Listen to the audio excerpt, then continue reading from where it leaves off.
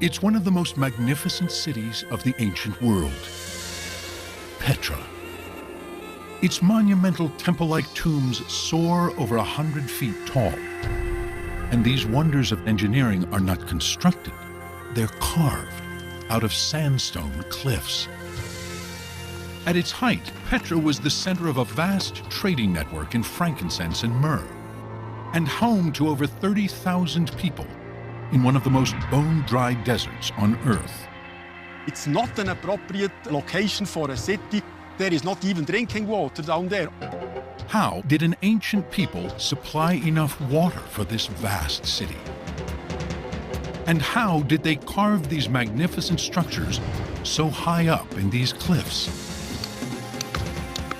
To find out, a geoscientist teams up with stonemasons to carve a Petra-style tomb. We're looking at something that hasn't been witnessed for almost 2,000 years. And archaeologists and hydroengineers discover how a group of nomads transformed this desert city into an oasis, the Las Vegas of the ancient world.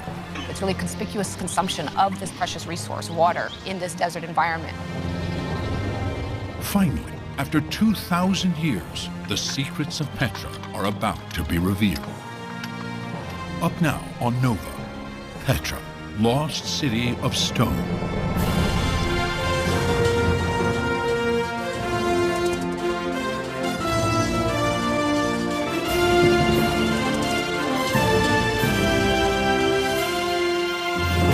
Major funding for NOVA is provided by the following: the David H. Koch Fund for Science, supporting NOVA and promoting public understanding of science, and the Corporation for Public Broadcasting, and by PBS viewers like you. Thank you. It's one of the driest places on Earth. Yet concealed among the canyons of this harsh desert in the Kingdom of Jordan is a magnificent ancient city, Petra. For over 1,000 years, its location remained hidden, protected by fortress-like cliffs and Bedouin tribes who fiercely guarded its secret. Then, in 1812, a Swiss adventurer disguised as an Arab pilgrim risks his life to search for the legendary city. Johann Ludwig Burckhardt makes his way through the Sieg, a dramatic canyon rising almost 600 feet that twists and turns for nearly a mile. Near its end, the canyon widens to reveal a towering, temple-like facade.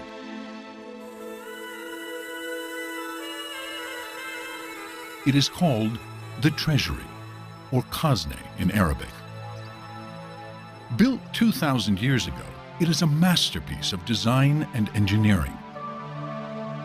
Majestic columns rise from the canyon floor, topped by ornately carved capitals. Statues of mythological figures adorn its facade.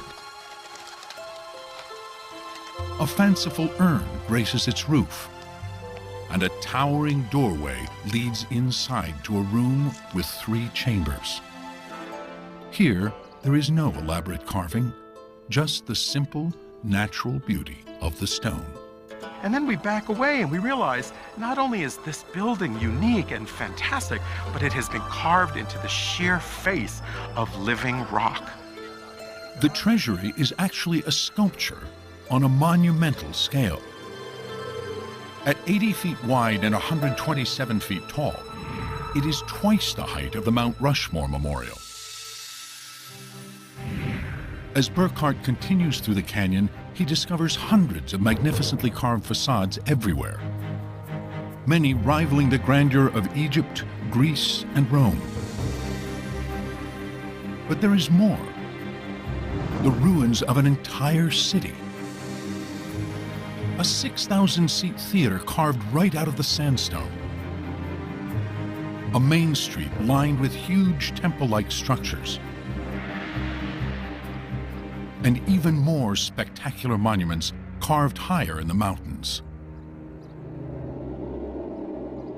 But Burckhardt's rediscovery of the legendary city sparks more questions than answers. Who built Petra and why? Burckhardt was inspired by stories of a mysterious desert tribe who gained their wealth trading spices and silks among China, India, Egypt, and Rome, and then hid their treasures of gold in the cliffs. Greek and Roman sources provide a name for these people: the Nabateans.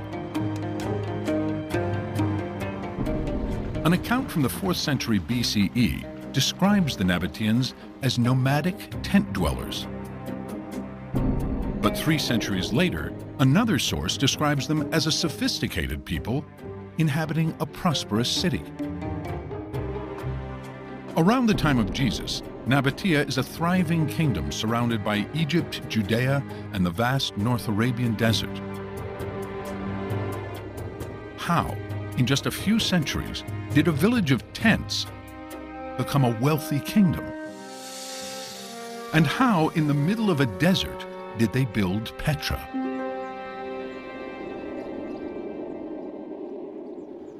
Tom Paradise has spent over 3 decades trying to find out. He's a geoscientist who specializes in preserving ancient structures.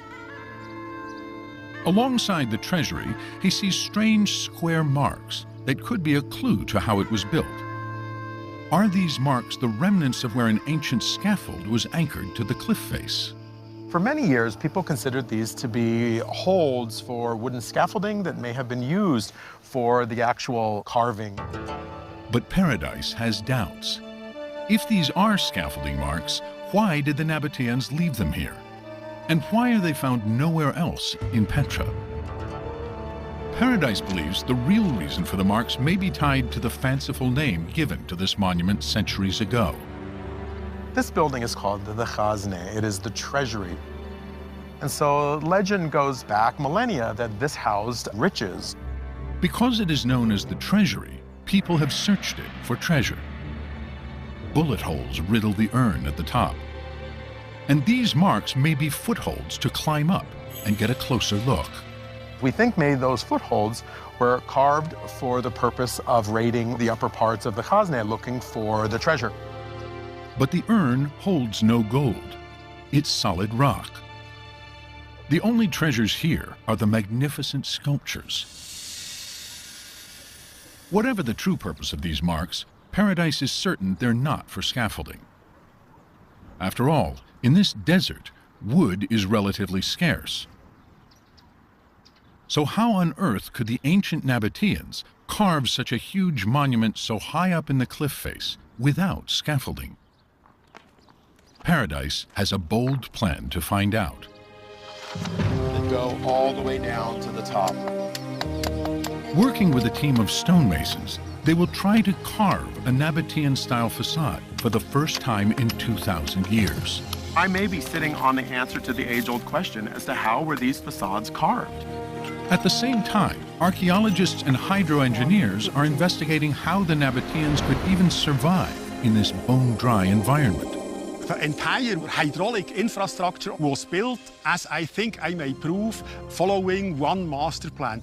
Their groundbreaking discoveries are revealing the engineers of Petra were not only masters of stone, but also of water, transforming a desert city into the Las Vegas of the ancient world. Now, can scientists finally uncover how a nomadic tribe built this city of stone? And why Petra ultimately vanished into legend.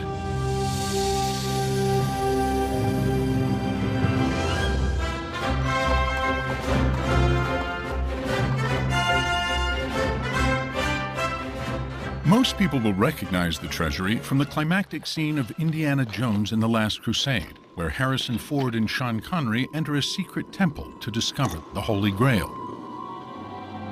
But despite the great Hollywood story, the treasury and most of Petra's iconic buildings are not temples. They're tombs. The Nabateans left very little writing, but on some of their facades are inscriptions in an Aramaic script, the common language of the Middle East in the time of Jesus.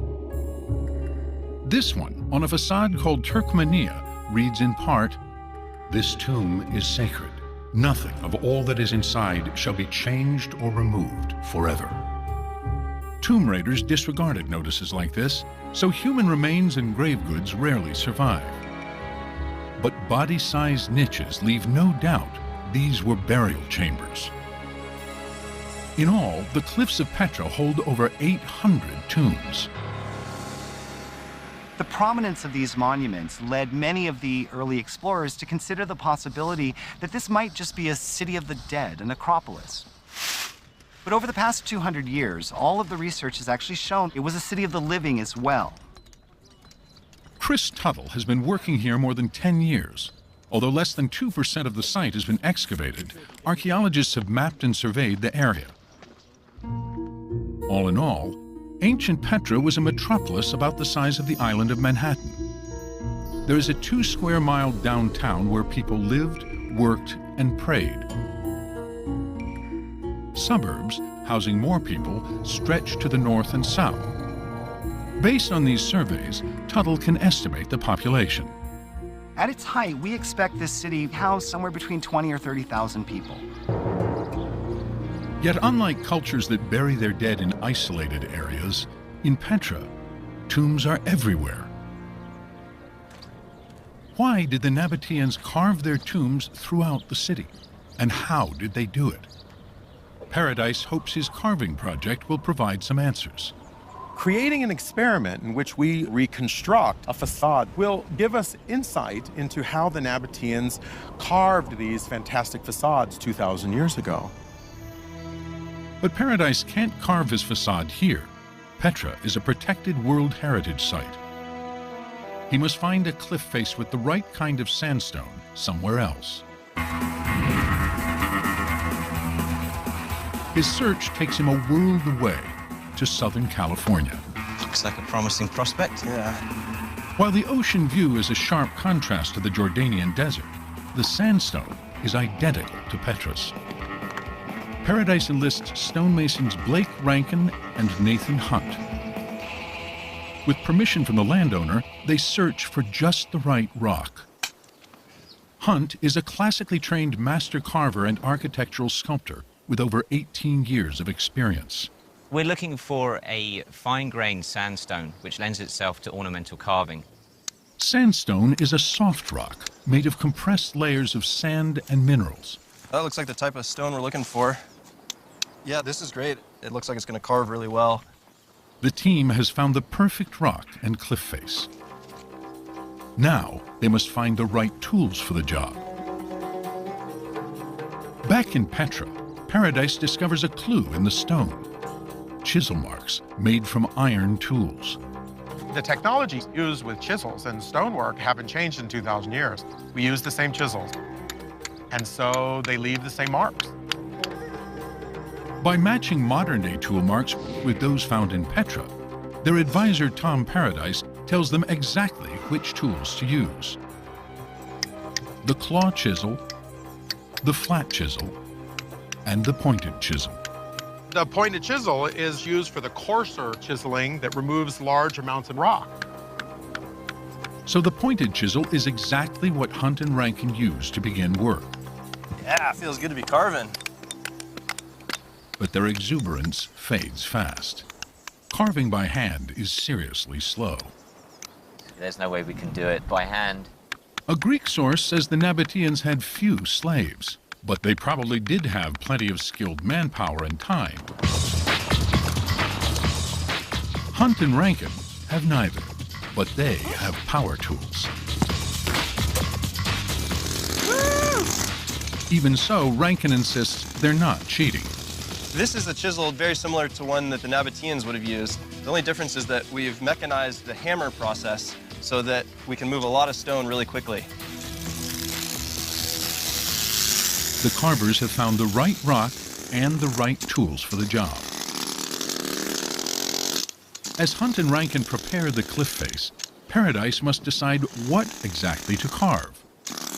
What makes a Nabatean tomb Nabatean? Many of the facades in Petra actually look like they belong somewhere else. At the treasury, Paradise finds statues, columns, and capitals reminiscent of ancient Greece and Rome.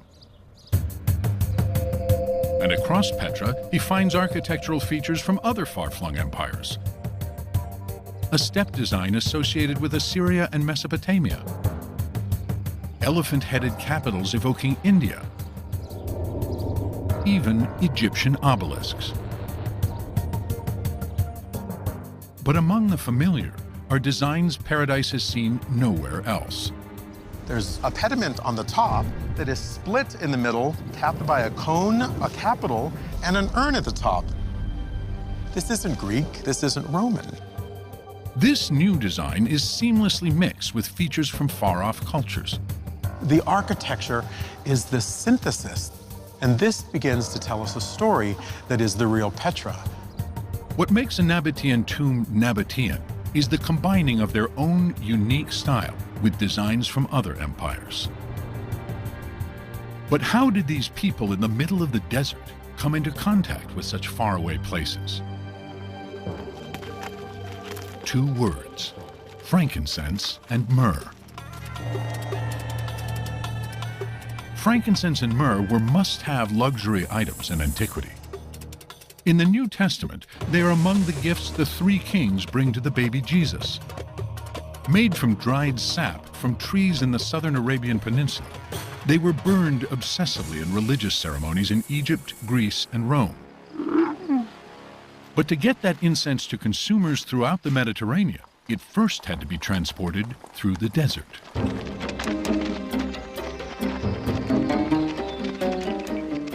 After centuries of living as nomads, the Nabateans knew every secret source of water. If you wanted to cross the desert and make it out alive, you had better have a Nabatean leading the way. Along the route, they built outposts to guard their goods and extract a toll. In a valley just over the mountain from Petra, Andrew Smith has excavated this fort called Bir Makur. There was definitely a Nabatean presence here, most likely related to the trade that came out of Petra. Among the artifacts he excavated are dozens of tiny clay perfume bottles. The Nabateans were most likely processing some of the raw frankincense. They would have bottled and then packed them tightly so that they weren't going to break, and probably loaded them on camels or even donkeys. The incense road became the lifeblood of the Nabateans, pulsing from Saudi Arabia to the port of Gaza, the gateway to Greece and Rome. The financial reward from this trade catapults a desert tribe into a powerful kingdom. Nabatean towns and tombs spring up throughout the northwestern Arabian Peninsula. By the 1st century, the Roman writer Pliny called the Nabateans the richest race on earth. Much of their wealth went into building their capital city, Petra. Tom Paradise believes the Nabateans' far-flung trade connections influenced their domestic designs. Because Petra is a crossroads for the region, it makes sense that they would adopt and adapt different architectural styles from a lot of their trading partners. But with all these different styles, what should Paradise pick for his carving experiment?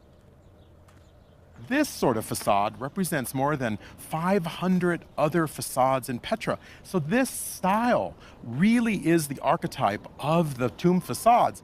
To Paradise, this tomb is typically Nabatean. Although it appears plain, it's a mashup of different architectural styles. It has the remains of a Greco-Roman doorway, Nabatean capitals, an Egyptian cornice, and a design from Assyria that may represent a stairway to heaven, called a crow step. But when the carving team transfers the design to California, it isn't wide enough to fit the rock. You never really know how it's going to work in the stone until you get started. We think it's going to look a lot better if we widen the facade.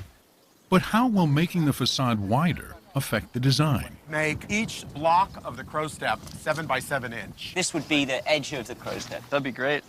Grappling with this problem, the team may shed light on a mystery that has confounded scholars for decades. Why do Nabatean tombs, while similar, have unique variations? There's one motif they modify a lot, and that is the crow step. Why the difference, we've never really understood. Some of the tombs in Petra have crow steps that reach all the way down to a narrow ledge called the cornice. Other crow steps meet in the middle. Some scholars have argued this reflects an evolution in design. But Paradise thinks they have struck upon a practical reason. As we make the facade wider, it really requires us to take the crow steps all the way down to the cornice. If the facade is wider, the crow steps must break apart. Increasingly, we notice that changes of the rock actually cause changes within the design elements. I think we have to give more credit to the rock than we have in the past. Sort of roughly mark 9 inches on there, just start cutting it. By carving their own facade, they discover a basic principle of Petra. The rock influences what they carve and where they carve it. But why here?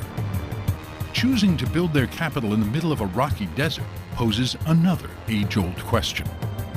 How did the Nabateans get enough water to support such a magnificent city? One clue is here in the city center, at a structure known as the Great Temple. Its monumental stairway leads to a large stone platform surrounded by over 100 columns. Holes in the courtyard show there are channels running underneath it. It's running under the paved floor. Oh, that'll do it. Sue Alcock leads a team from Brown University to investigate. If we could make all this surface architecture go away, just kind of magically lift it up and look down, I think we'd see quite a network of these channels and canals. She may be short on magic, but Alcock does have another way to look below the surface. A technology called GPR, ground-penetrating radar. Excavation is inherently destructive. This is a way to get a look at what's down there in the same way you would go in for an X-ray perhaps before you went in for a surgery. The radar sends a high-frequency radio wave into the ground. When the wave passes through different materials, like from stone to soil, part of the wave is reflected back. But the speed of the wave changes depending on the material, slower for soil, faster through air. Detecting these changes is how the GPR sees where the channels are. The team systematically drags the radar back and forth across the courtyard. There's some kind of a channel right there. Oh, yeah, look at that. Beneath the Great Temple is a network of channels that looks like plumbing. Intriguingly, the channels seem to extend beyond the courtyard. When we look at Petra, we often tend to think about building by building. And I think it was all tied together. Alcock believes these channels are evidence of a massive citywide water system. Petra was an urban center, and it had urban water supply. There's just one problem with this theory. Petra is in one of the driest places on the planet. If the Great Temple is indeed the heart of a vast engineering system that supplied an entire city with water, where is all that water coming from?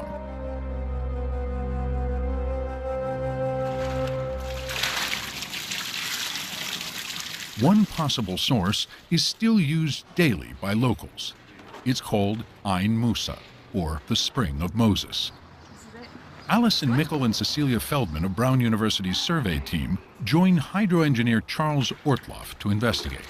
In Numbers 20:11, it talks about how the Israelites were wandering in the desert and Moses strikes this rock in anger and water flows forth. The story of Moses miraculously bringing forth water has been linked in legend to this rock and spring. But it would take an engineering miracle to get this water from Ain Musa to Petra's city center. It's 5 miles away. In the Sikh, the entrance to Petra, the team finds evidence for how the water may have been brought here.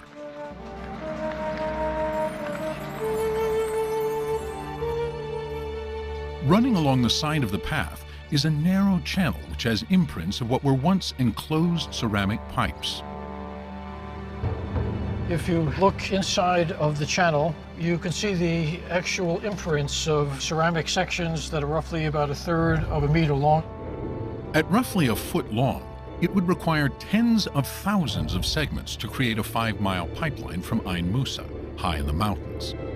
And every one of those joints would have the potential to spring a leak. Could the Nabateans possibly have pulled off such a feat of hydroengineering?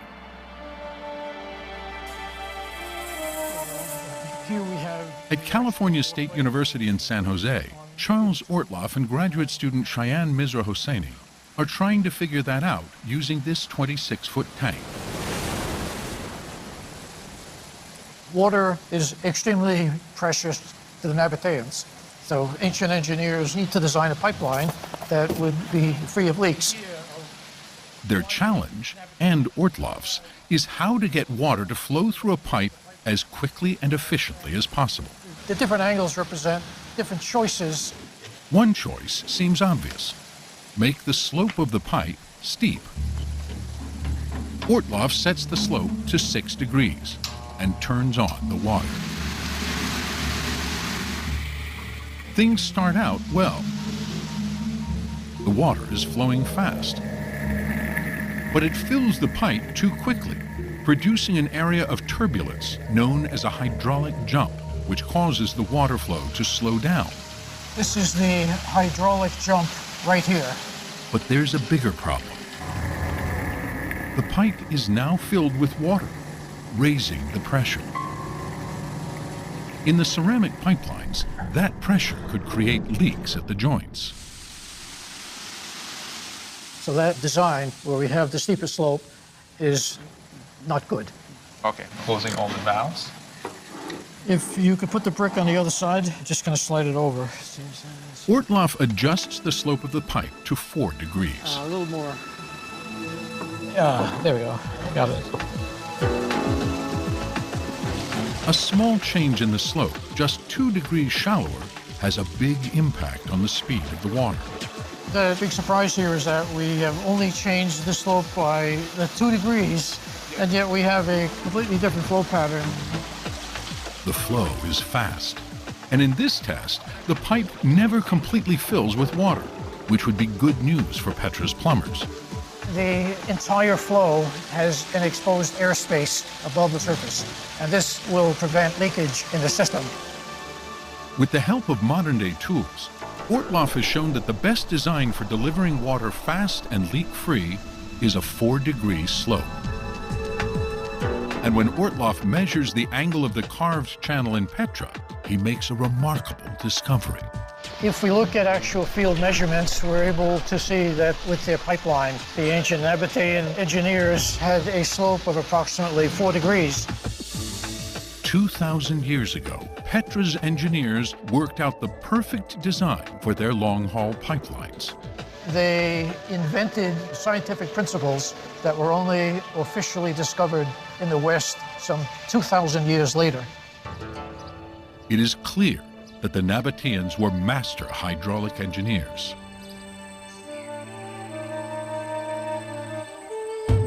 But water is not the only scarce resource in the desert. Wood from local trees was also in short supply. So how could the Nabateans build their tombs so high up in the cliff face without using large wooden scaffolding? Paradise finds an important clue in this unusual carving, aptly called the unfinished tomb. The top is finished. The upper area of the capitals remains somewhat crude and still in progress.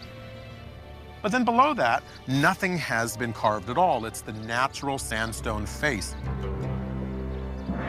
To Paradise, the progression of finished at the top and barely started below can mean only one thing. The Nabateans started from the top and carved down. The unfinished tomb shows that Nabateans began by sculpting the top layer of the facade and then worked their way down the cliff face. Windy again. Back in California, Paradise tells Hunt and Rankin they must carve their facade Nabatean style, top down and without scaffolding. There's a lot of challenges involved in trying to figure out how the Nabateans carved a piece like this. I die like a Nabatean is my worst fear. Falling off the rock. Up to now, they've been using safety harnesses. But the Nabateans' top-down approach gives them an ingenious idea for how to carve without harnesses or a large wooden scaffold. We've drilled into the stone here and placed a couple of pins and then put a plank on top and created a temporary and movable ledge. It doesn't require a lot of material. They drive 3 pins into the rock and lay just a couple of planks of wood across them, forming a platform. As their carving descends, it erases the holes they've made, leaving no sign of their platform. By the time we get to the bottom, we've pretty much removed all evidence of any plank. The pin and plank solution works perfectly. It could explain how the Nabateans were able to carve so high up without scaffolding, and why no evidence for the technique can be found. Halfway through the carving, the team makes another discovery. We can move a lot of stone really quickly with these chisels. We've been moving a surprising amount of stone every day. A little carving creates a lot of rubble. I really cannot believe that much carving produced this much rubble. The rubble has formed a ramp. This means they don't need their platform anymore. Now they can just walk up to the facade. When we see this much material being produced from the carving, we now realize that we create ramps from this rubble that gives you access to the facade for the stone carvers. Combining the clues found in Petra with the discoveries in the carving project, a new theory emerges for how the Nabateans may have carved the treasury. They begin by climbing to the top. Here, they cut a narrow ledge into the cliff face. Using ancient drills, they fix pins below the ledge and lay planks across to provide a platform for the carvers. The first thing they carve is the urn and the upper layer of the monument. They work their way down, sculpting the split pediment and the magnificent statues. About halfway down, the debris from the carving forms a ramp. Now the carvers can walk up to the facade and continue carving the elaborate capitals and the handsome columns. We don't know of any other culture or society using this kind of engineering technique for this scale of construction. The top-down approach turns out to be a brilliant innovation for carving these tombs in Petra's sandstone cliffs. But carving is only part of the treasury's grandeur. Its impressive location commands the head of the canyon and the entrance to the city. Yet the same narrow canyon that creates this dramatic reveal can also be a death trap. These amateur videos capture a rare but deadly desert hazard: flash floods. Petra's average annual rainfall of just a few inches can hit all at once and pour down this gorge with lethal force. Flash floods took the lives of 22 French tourists here in 1963, and even today could damage the treasury. Willy Bellwald, a Swiss architect and archaeologist, has come to Petra to protect both tourists and the treasury. He's searching for clues to how the Nabateans held back the floods. When they decided to carve this facade into the cliff, they had to do something against flash floods in wintertime. Next to the treasury is a narrow gorge. Here, Bellwald finds huge blocks mortared together to form an ancient dam. It's 2,000 years old and still totally preserved. But this one dam would not be enough to protect the treasury. So Bellwald is on the hunt for more dams.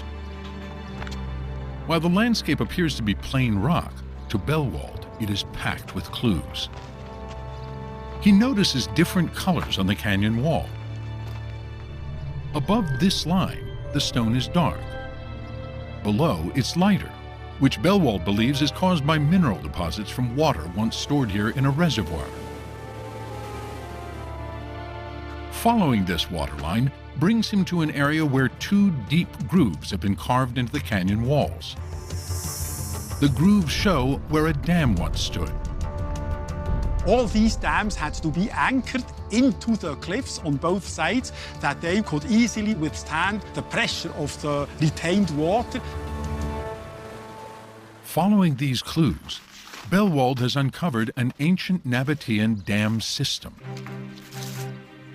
The Nabateans built 5 dams. And to make those dams even more effective, they carved a channel 140 feet long and 16 feet deep to reroute some of the water. This created a large area to store overflow and reduce the force of the water before it reached the treasury. It's an engineering feat almost as impressive as the treasury itself. They realized that if they divert the water, they allow the water to spread out to a bigger surface, and this reduced its speed tremendously. It worked perfectly. So perfectly, Bellwald can't improve on this design. Today, a team is repairing this ancient dam network so it can once again protect the treasury. If we want to keep the treasury for the future, we have to protect it again as 2,000 years before from flash floods, and that's exactly what I'm doing.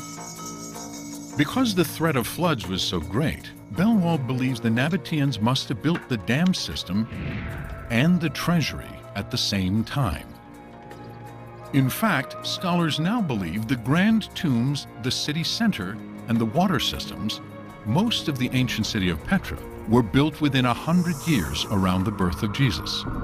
The entire hydraulic infrastructure of Petra was built following one master plan.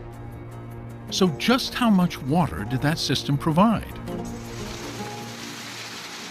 Back in San Jose, Charles Ortloff is figuring that out. These are the main supplies of water from all of the cisterns, all the dams. Ortloff has mapped every water feature he and other archaeologists have discovered. 8 springs for fresh drinking water, 36 dams to protect the city from flash floods, over 100 cisterns and reservoirs to collect and hold rainwater, and 125 miles of pipeline to connect many of these features into one integrated water system.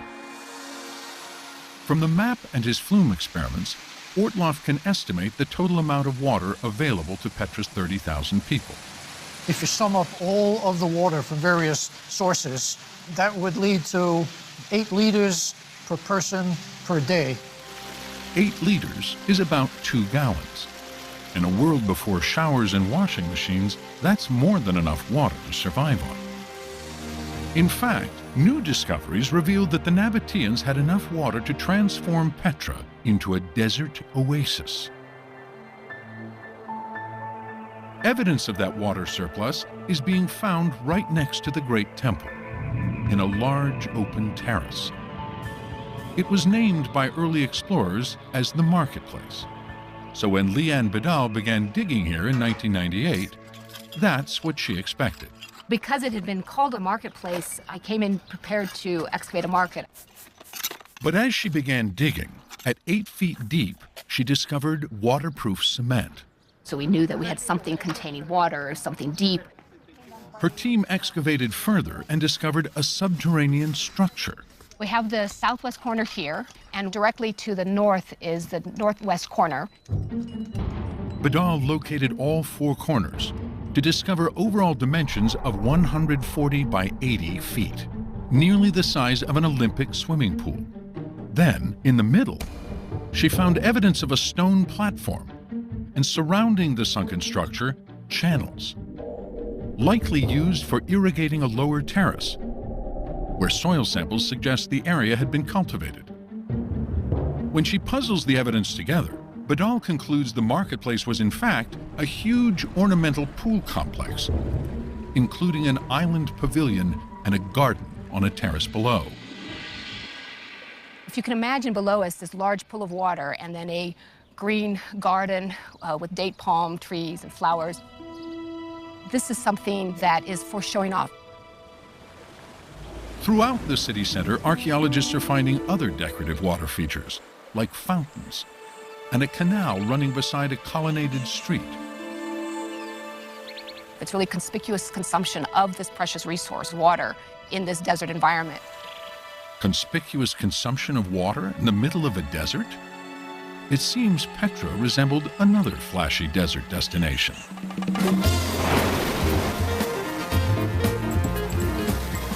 A great comparison is Las Vegas, where you have this very arid desert surrounding this oasis city, where everywhere you go, you see the use of water, fountains. By diverting a precious resource into a wealthy center, it sends a message to anybody who sees it that this is a place of wealth and power. For ancient visitors, after days of traveling on camel through the hot, parched desert, entering this oasis city must have made a powerful impression. Petra's luxurious pools and internationally inspired architecture likely sparked the legends that echoed through the ages.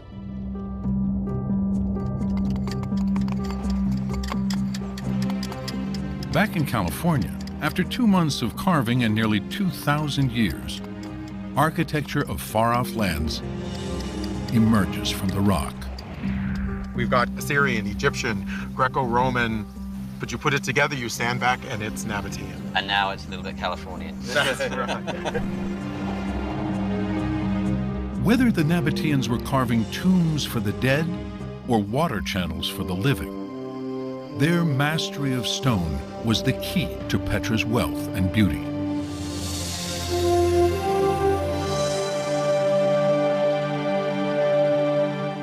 So why did the Nabatean kingdom decline and Petra largely disappear? Across the city, collapsed columns point to a prime suspect.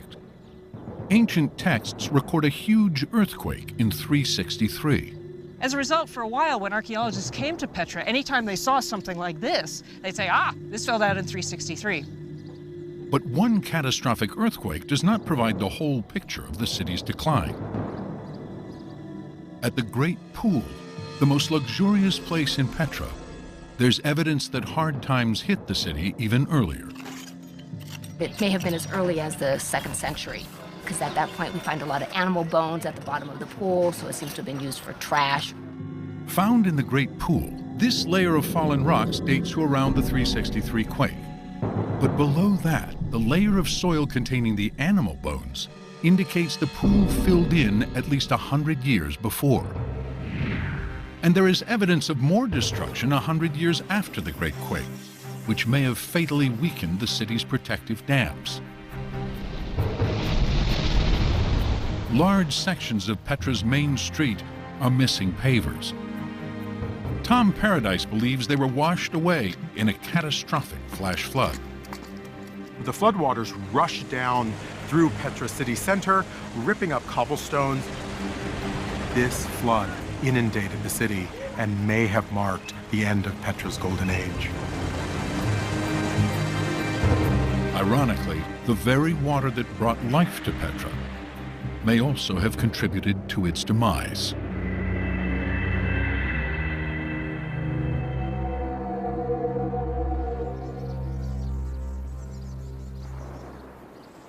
Today, in the hills of Southern California, the carving team is bringing a bit of Petra back to life. The final flourish will be a feature not found in other cultures, a Nabatean-style capital with a simple knob in its center. Normally, there is a detail here. Typically, there is a leaf or a flower here. You never really see it left in this very abstract form. It's quite beautiful in its simplicity. Paradise believes the Nabateans choose this simple form out of respect, almost reverence, for the sandstone. Their sense of the rock as a living material that had to be sort of caressed and worked was really as remarkable as their engineering expertise. And the sandstone itself becomes a tool. to finish the surface of the tomb. Using the same stone that we carved off the rock, I'm just rubbing the last little stages, just kind of carefully finishing off that last surface.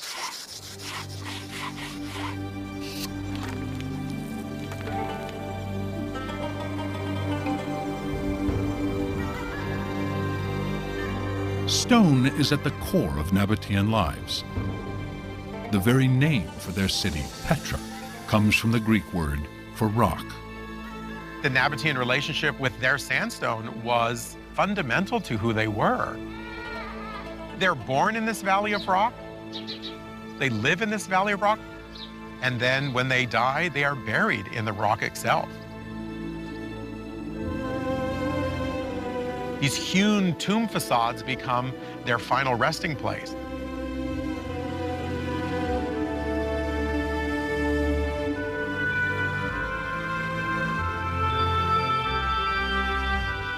Each year, over 500,000 tourists retrace the steps of the explorer Johann Ludwig Burckhardt and gaze up in awe at the treasury.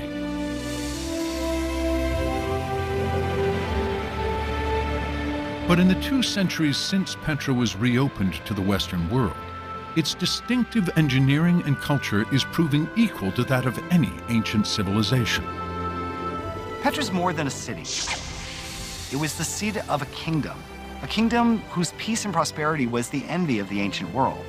Cisterns, channels, dams, even fountains and pools.